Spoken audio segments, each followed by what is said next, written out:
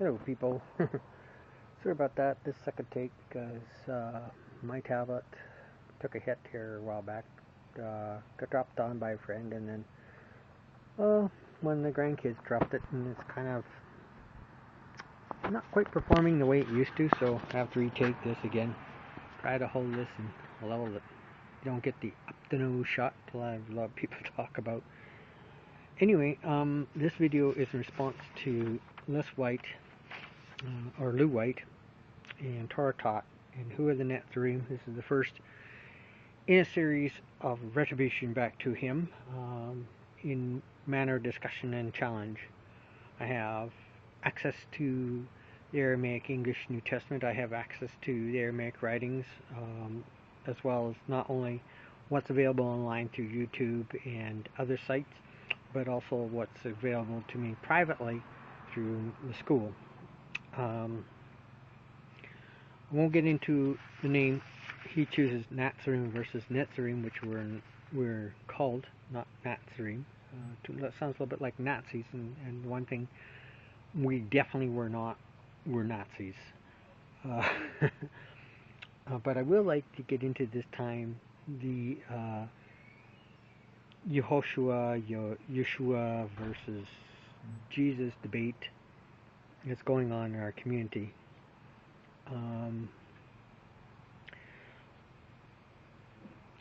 The name can stand for what's listed in both the classical Hebrew as Yehoshua or late Hebrew as Yeshua. This latter form developed within the Hebrew language, not within the Aramaic. The Aramaic has not changed. All three spelling variants occur in the Hebrew Bible with the Y-E-H versus Y-E-S-H, including referring to this to the same person. During the Second Temple period, Jews of Galilee tended to preserve the traditional spelling, keeping the I letter as the first syllable, so it'll be Yeshua, even adding an additional letter for the second syllable. However, the Jews in Jerusalem tended to spell the name as it was pronounced, which is Yeshua, Yahshua, contradicting the spelling to the lettergrams without the letter. Later, Aramaic references to the Hebrew Bible adopted the contracted phonetic form of this Hebrew name as an Aramaic name as well. The name Yeshua, transliterated from the English Old Testament as Jeshua, J-E-S-H-U-A, is a later form of Biblical Hebrew. Yehoshua, is the name that you would translate as Joshua, spelled with the wa in the second syllable. The later Biblical Hebrew spellings of the early names often contradicted the theophoretic element of Yeho to Yo, such as Yehochanan is often written as Yochanan rather than Yehochanan.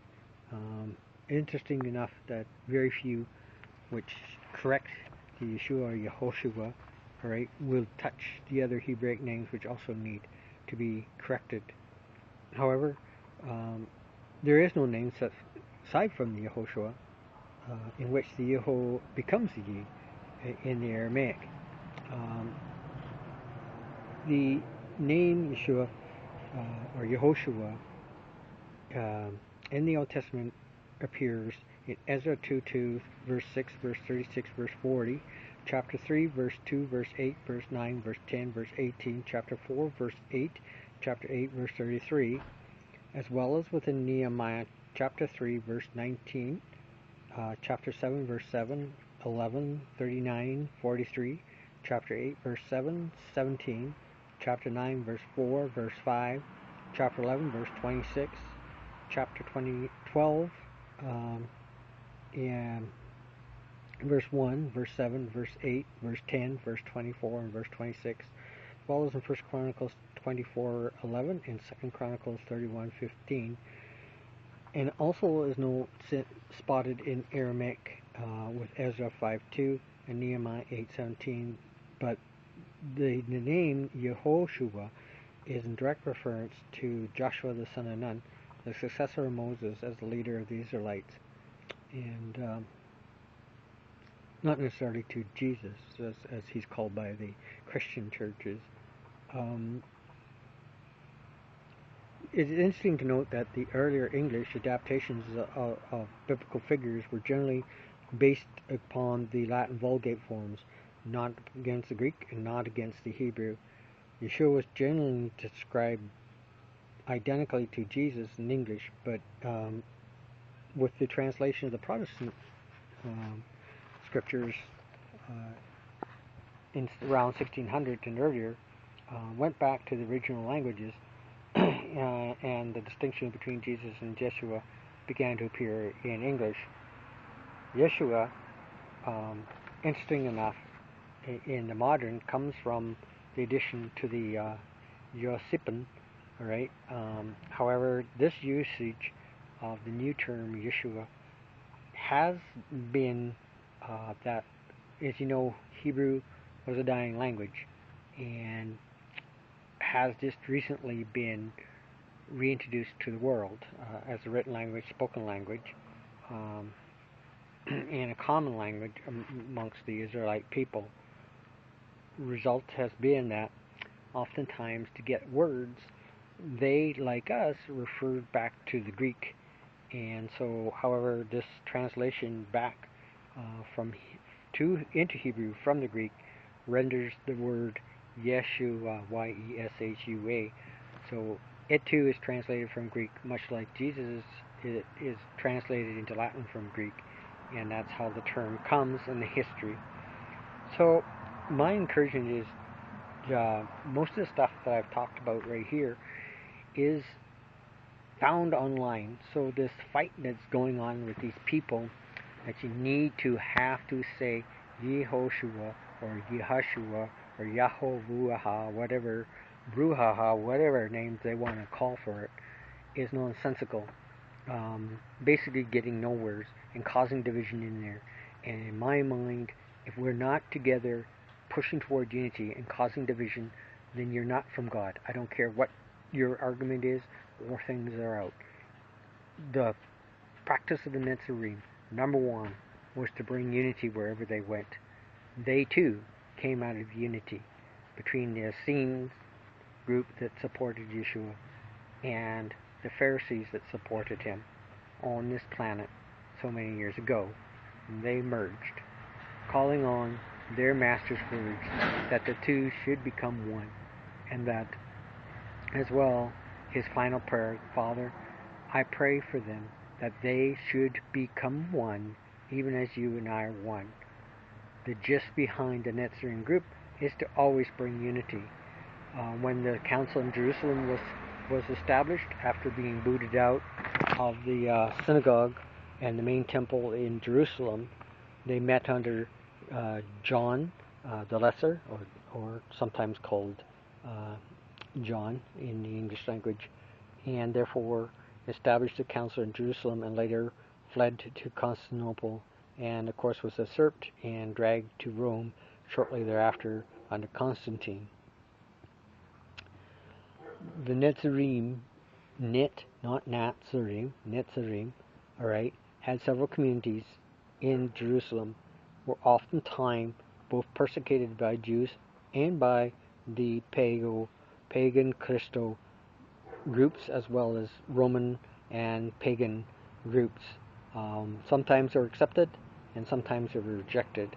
As a whole lot, some of the groups now in the Messianic community may deem them as cult, and a couple of groups have come out and called them cult. We are not a cult. A cult is simply a system of mantra by which, things are often made to believe what they are. There is no recruiting process within the Netzarim. You are, but you're not. Either one or the other. Simple as that. There is no conversion process to become a Netzarim. You simply read our 13 articles and agree or disagree. You agree with them, then you're cool. And you can take your next step forward into the waters, as we like to call it, or you're not. And that doesn't mean that you're not welcome amongst us. People are always welcome amongst us. We've always had an open door, even at the cost of our own land, our own lives. Sorry. There are many, many videos on the Netzerim, and their history is out there all over the place. Baruch Ben Daniel and Gabriel Roth are very good, very in-depth researchers on what the true Netzerim are about. My suggestion to all students out there, if you love me, alright, get more than one scripture in your own personal library.